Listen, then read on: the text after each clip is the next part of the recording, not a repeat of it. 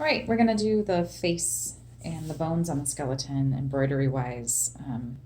Just simple stitching. Once you got your piece knit up here, it'll roll in on its own, but once you sew it together, it'll be fine. You get your needle. I have a metal needle, but in your kit there'll be a plastic needle, which works just fine.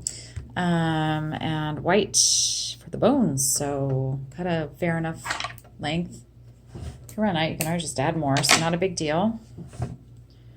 Thread your needle, and then what I do, honestly, when I make these is I just look at the picture that I've given you guys on the front page. And obviously, hopefully it's obvious, you can make whatever kind of face you want. Creativity is the best. So, as you can see on the picture here, I just have a circle and an X, and boy, there's some good sun today in Portland. And I just don't want to close the curtains, so we have some very pretty sunshine we're dealing with. A little bit of shadow. So, you're just going to straight stitch or back stitch a circle here in white, and a big X, and a nose and a mouth, if that's what you'd like to do. Then for the X and the eye here, I've used a little bit of your capri. That was the color that you used to stripe the legs. There was white and capri and then a brown. You can also use the brown, obviously. And there's some blue here. And as you see, as you pull it's variegated. So you have orange, you have options, green, blue, bluish green, a little bit darker blue as you go. And then you also have your brown.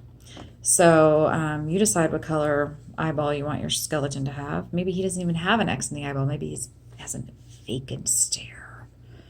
So we just kind of start wherever. And eye placement, to me, is one of the most important things in a stuffy.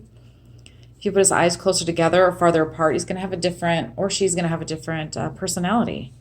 So just kind of mess around with it. This is easy enough where if you're doing it loosely and just being chill, that you can, if you don't like it, you can just take it out.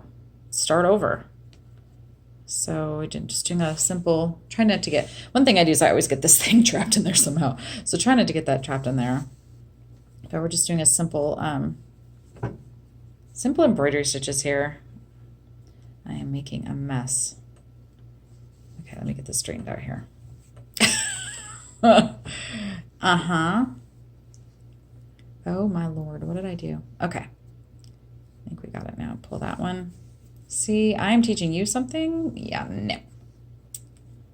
Okay, get it straightened. There we go. We got it. So I'm just going to go around in a circle. And then when you get to the bones, you're just going to do kind of the same thing. However you want. If you've watched my other video on how to knit the arms so that you have the bone going down the side, you can do that. You can also make it black and stitch on a bone.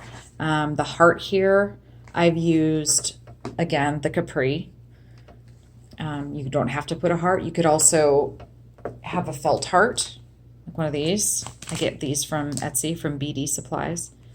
And then you can glue it on. I use Fabri-Tac glue. You can cut your own heart out of felt. Fabri-Tac glue it on there and then stitch bones over the top, or just, heck, you know, there's so many little options for you. So yeah, we're just going to go around in a circle. I just heard one of my dogs climb on my bed. He knows I'm busy. I'm going to go